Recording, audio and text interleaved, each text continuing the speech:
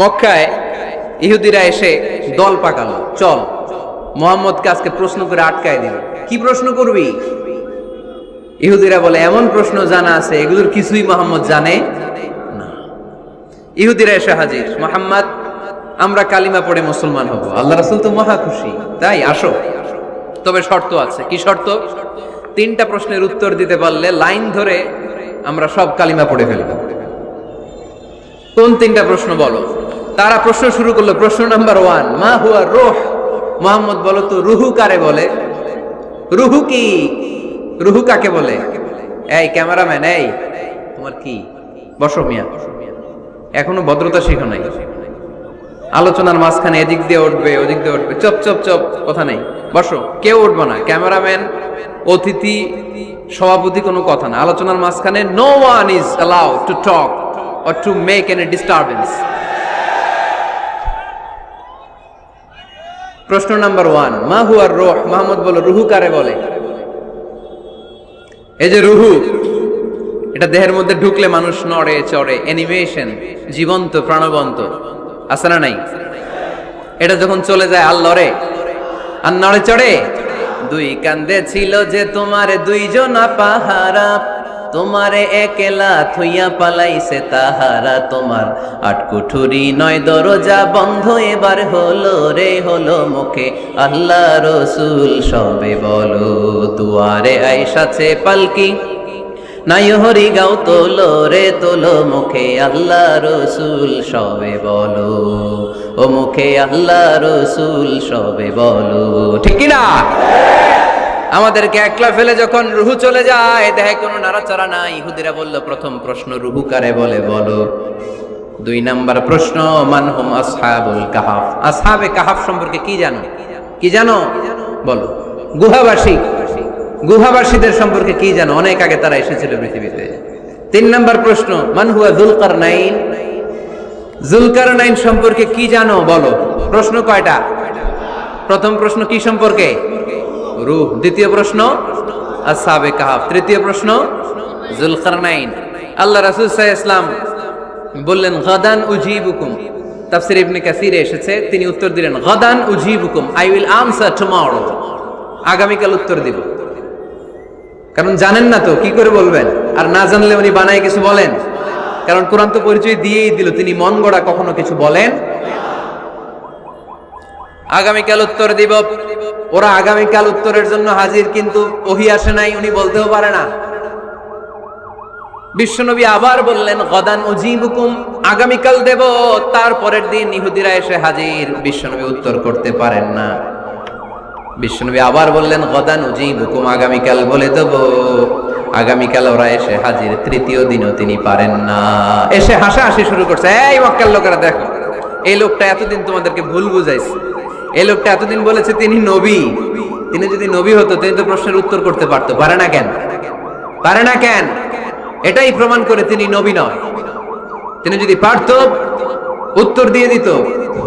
আপনারা এদিকে তাকান কেন? ডানে কি অ্যাম্বুলেন্স যাচ্ছে, তো আপনাদের কি হয়েছে? আপনারা এদিকে তাকান। তিনি যদি জানতেন তাহলে তো উত্তর দিতেন, পারেন না কেন? 3 দিন 4 দিন, আহা, নবীও লজ্জায় অসহায়, উত্তর দিতে পারেন না। টানা 15 দিন, টানা কয়দিন ওহী আসে নাই, নবী উত্তরও দিতে পারে না। আল্লাহ রাসূল সাল্লাল্লাহু আলাইহি ওয়াসাল্লামের জন্য এত বিব্রতকর পরিস্থিতি আর কখনো ছিল না। তিনি বারবার বলতেছেন কালকে বলবো, কিন্তু উত্তর আসে না। এর কারণ নবী ইনশাআল্লাহ বলে নাই। কি বলে নাই? নবীর মাধ্যমে, আমার পেয়ারা নবীর মাধ্যমে আমাদেরকে শিখানোর জন্য আল্লাহ 15 দিন ওহী নাজিল বন্ধ করলেন। চিল্লায় বলেন কয়দিন? এরপর আল্লাহ কোরআনের আয়াত নাজিল করলেন, ওয়ালা তাকুলান্না লিশাইইন ইন্নী ফাইলুন যালিকা গাদা ইল্লা আইয়াশা আল্লাহ। নবী গো, ভবিষ্যতের কোনো কাজের ব্যাপারে যদি কাউকে ওয়াদা দেন, ওয়াদা দেওয়ার আগে অবশ্যই ইনশাআল্লাহ বলে দিয়েন। নবীর মাধ্যমে আমরা শিখে গেলাম না? এবার আল্লাহ 3টা প্রশ্নের উত্তর জানাই দিলেন। ইয়াসআলুনাকা আনির রূহ কুলির রূহু মিন আমরি রাব্বি ওয়া মা উতীতুম মিনাল ইলমি ইল্লা কালিলা। দ্বিতীয় উত্তর জানিয়ে দিলেন আম হাসিবতা আন্না আসহাবাল কাহফি ওয়ার রাকিব কানু মিন আয়াতিনা আজাবা। 3 নাম্বার প্রশ্নের উত্তর আল্লাহ সূরা কাহফে জানিয়ে দিলেন ইয়াসআলুনাকা আন যিল কারনাইন কুল সাআতলু আলাইকুম মিনহু যিকরা। আল্লাহু আকবার। এবার নবী দাঁড়িয়ে গেলেন, বললেন কার কার উত্তর লাগবে আসো। রূহু হলো আল্লাহর আদেশ, আল্লাহর আদেশে ঢুকে আর আল্লাহর আদেশে বের হয়।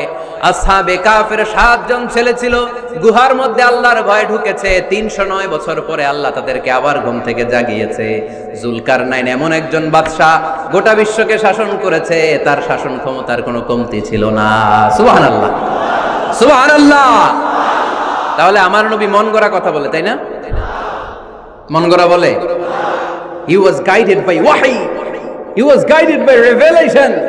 উনার কাছে ওহী না আসলে, ওহী না নামলে তিনি কখনো কোনো কথা বলে। তাহলে আমার নবীর 4 নাম্বার পরিচয়, তিনি মন গড়া বলে না, জেনে শুনে ওহী প্রাপ্ত হয়ে বলে। সুবহানাল্লাহ পড়েন। এরপর কোরআন আমাদেরকে জানালো নবীর 5 নাম্বার পরিচয়, আমার নবী হচ্ছেন দিলদরিয়া, রহমতের নবী, দয়ার নবী, মায়ার নবী, ভালোবাসার নবী।